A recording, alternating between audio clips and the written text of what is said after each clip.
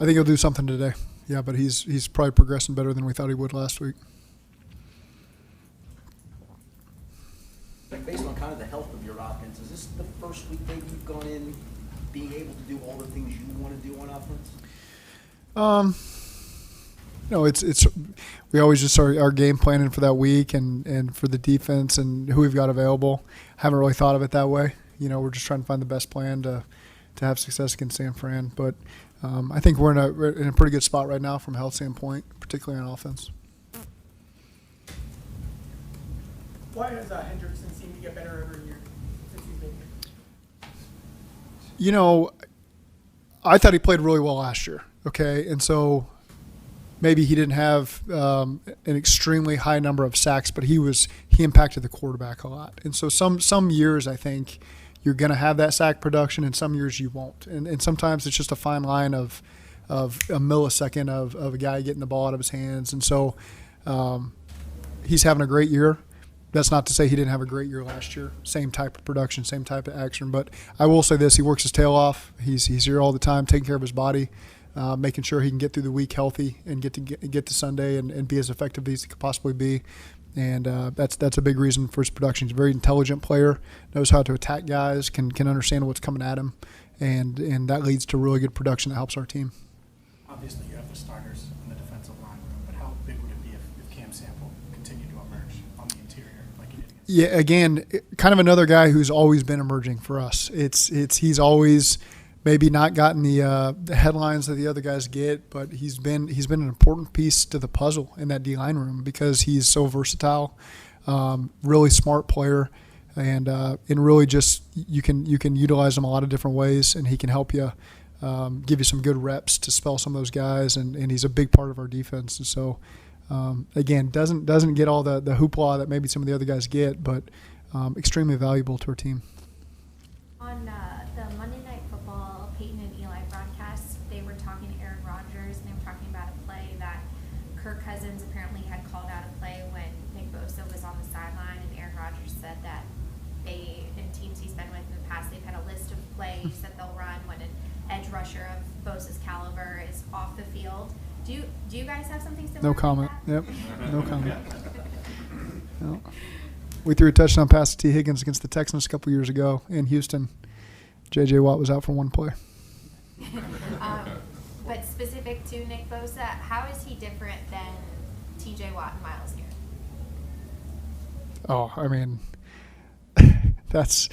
those are three great players.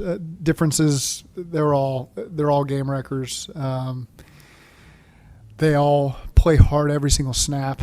They're on the field all the time. They can move around. Maybe some of them move around more than others, but Bosa moves around a lot.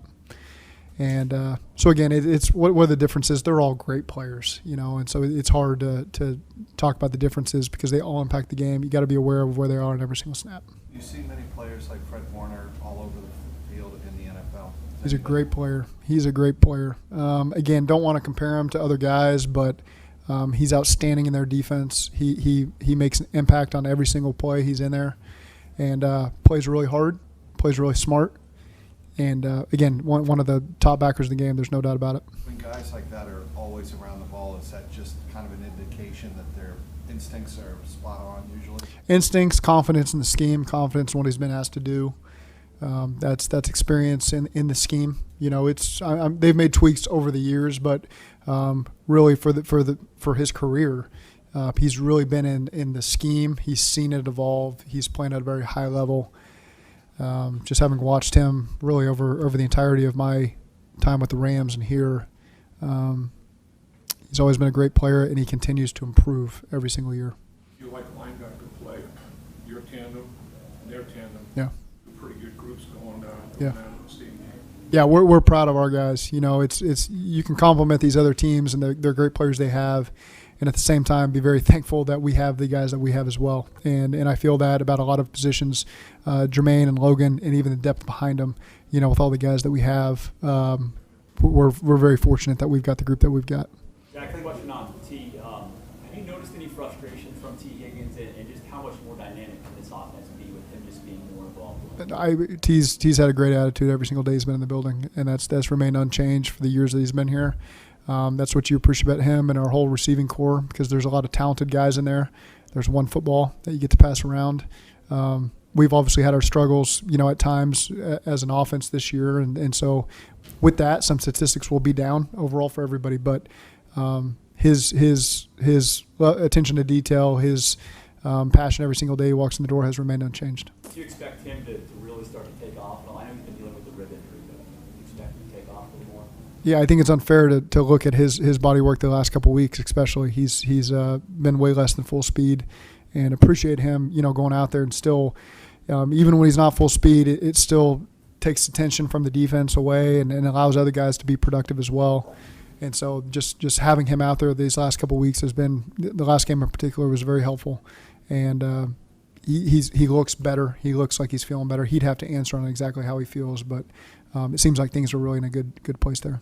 I think going back to the San Francisco game here 2 years ago, I remember you took that one pretty hard on yourself. But yeah. Looking back at that game, how did that impact you as a play caller? Does it still impact you? Really, there was just one call that I talked about. There was a lot of things I think we did really well in that game. Take it hard because it was a mid-December game, and you felt like at the time that was one you needed to get into the playoffs.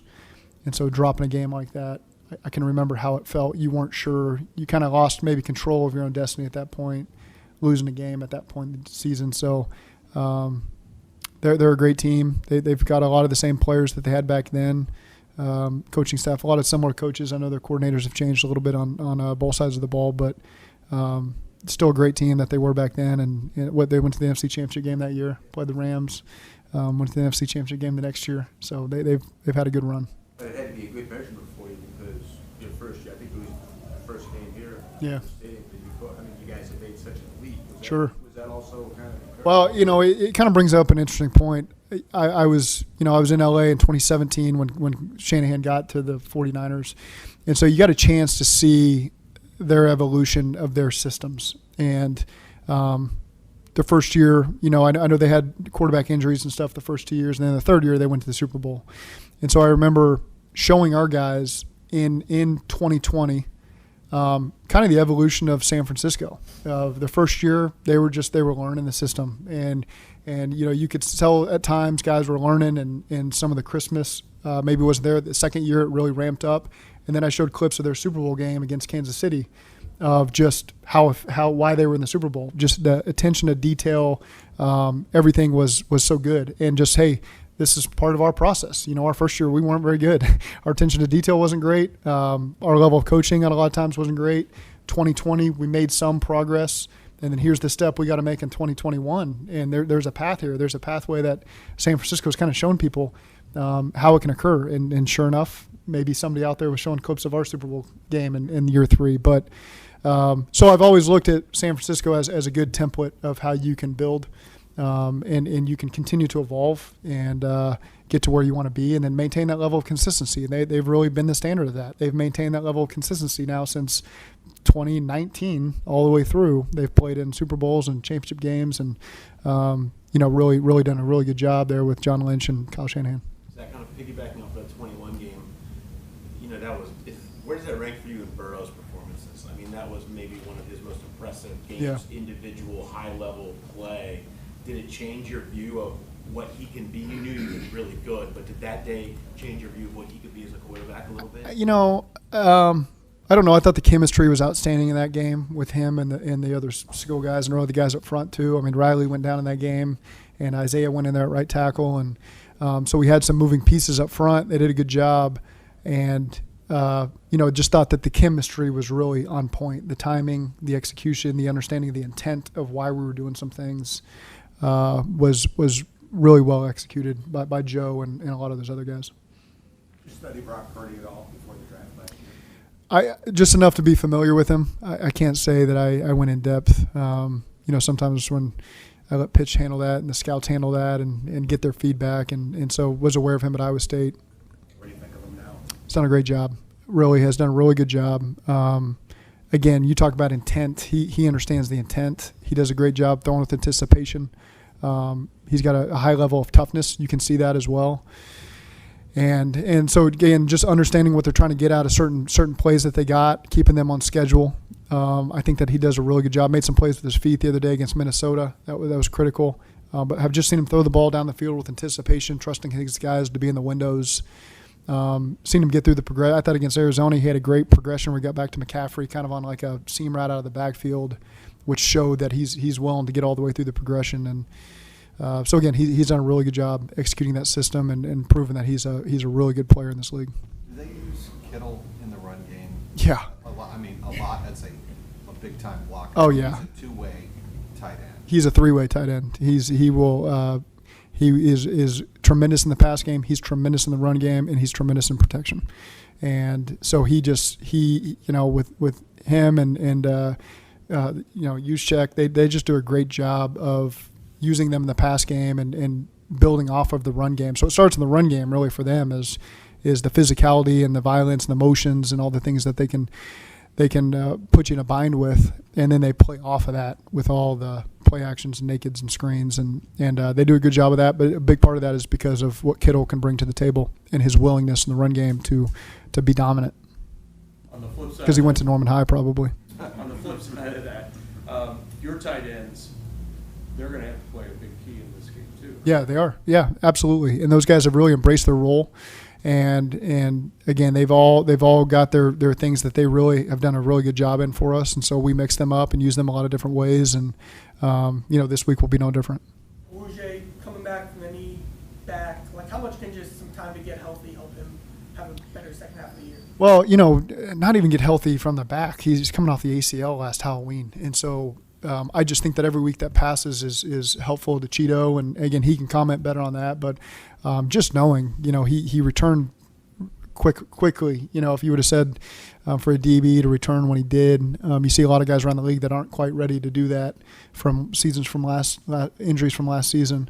And again, that just speaks to Cheeto and his willingness to get out there and push himself. And so hopefully the bye week has done well for him, and I know his attitude's been great, and expect him to get out there and have a good week of practice.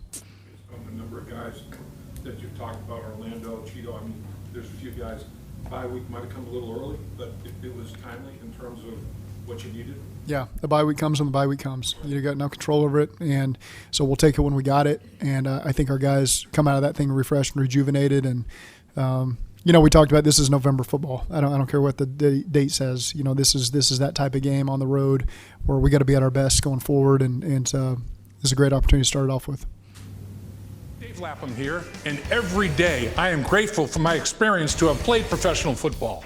As a player, I realize self-motivation, leadership, and appreciating your teammates are key. At First Star Logistics, you can use those same attributes to create the life you want for you and your family. Build your future by working hard like I did. You'll see results both on and off the field. Call First Star Logistics today and be part of our winning team. Opportunity knocking.